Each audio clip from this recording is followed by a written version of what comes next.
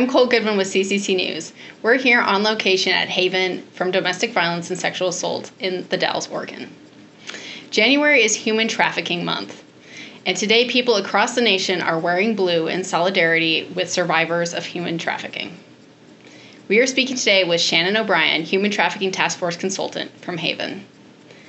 Thanks for coming on to talk with us today, Shannon. Absolutely. Thanks for having me on the show. So you have been doing this for how many years now? It's about 4 years. Yeah, and the task force has formally been established in 2019. Mm-hmm. We cover 5 counties: Wasco, Hood River, Sherman, Gillum, and Wheeler counties. And we work together with a lot of different community partners to make sure that we're addressing it across multiple domains. And really our mission is just to make sure that we are listening to survivors and that we're protecting them and we're preventing human trafficking from happening. So what we're seeing here in the Gorge is that it definitely is happening here. A lot of people, once they either engage with the task force or they have a training from us, they recall cases where something just felt a little bit different than just domestic violence or sexual violence or even child abuse. And they start to think, oh, that's probably what was happening with trafficking. So we have that aspect going on where as we're training more people who are service providers, they're starting to ask those questions more. In the labor trafficking realm, we do see that happening in agriculture, in any cannabis farms. And it's really the dynamic where there's like a promise, that if you come here, you work this amount, and then there's a surprise that then you'll owe me this, or no, you can't leave because you do still owe me this amount of money. And you're available for me to use you at any time. Any time of the day I can call you and you'll have to, do that. And then with sex trafficking, we have done a couple, we call them sex buyer operation stings, and that's really to assess the demand. And we do have a demand here for people who are coming here to purchase sex and thinking that they are purchasing sex from minors. So how do we recognize the signs of human trafficking? What are some of the emerging trends and things for us to be looking out for as citizens going about our daily lives? Mm-hmm. Yeah, great question. This is the most common question that we get. And if you do forget any of the information I share, we have our website.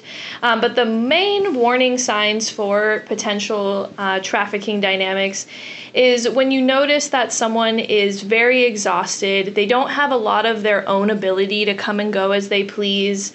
They might reference someone like a boyfriend or a father figure or a mother that they have to ask permission to do anything that you might ask them to engage in.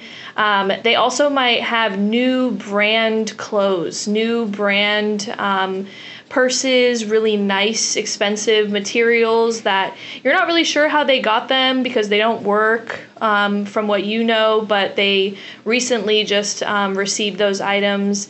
They also might be working long hours. So if they're working long hours, it's usually in the context of you don't know where they go at night. When you ask them about it, they kind of shy away from answering the question. And then really the aspect of that power and control. So as I referenced in the beginning, just the place where you try to, maybe even say, can we go to the coffee shop? Something simple like that.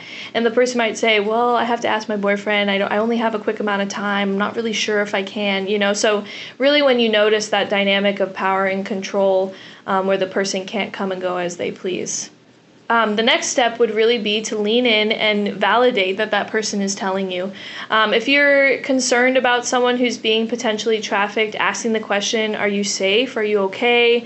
I do have someone that I could refer you to. So in the Dalles, so Wasco, Sherman, Gillum, or Wheeler counties, it would be Haven.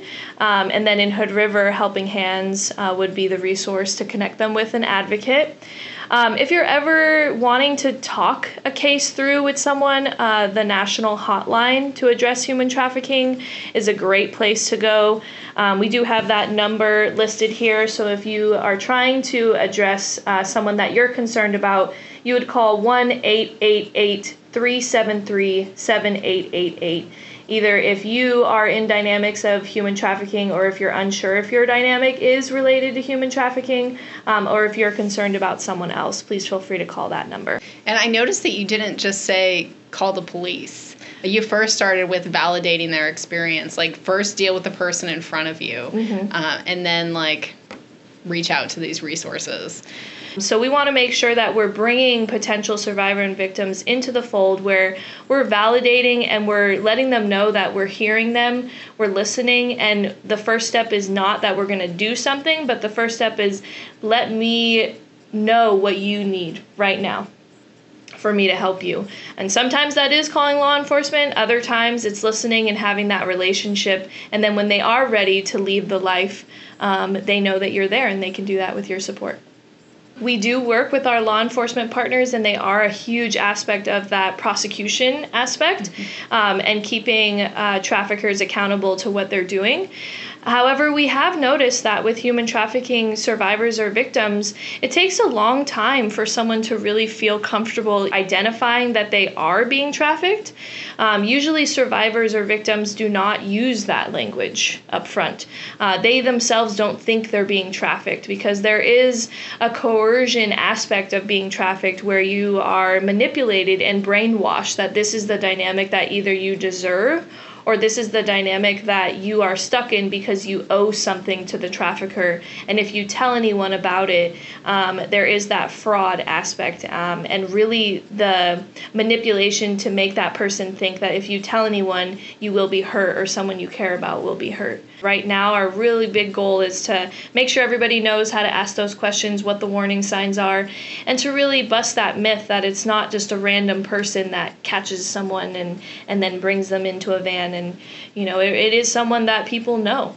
It's usually a really close person. They call them their boyfriend, they call them their father, their mother, their girlfriend. What gives you hope in this work moving forward, and what message of hope might you want to send to victims and survivors of human trafficking? Yeah, the biggest thing that keeps me hope is things like the walk today. When people show up, when they lean in, when they ask the questions, hearing from survivors that it was that one person who believed me and just stuck with me the whole time, and just having those special moments where the celebrations in between all of the trauma that we can see, of somebody regaining their life, regaining their independence, and just knowing that it does help when we address this as a community.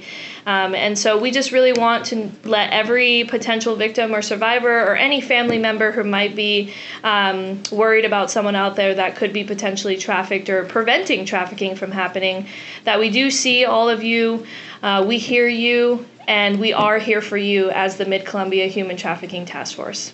Wow, thank you so much for your time today, Shannon. Absolutely. Thank you for having me.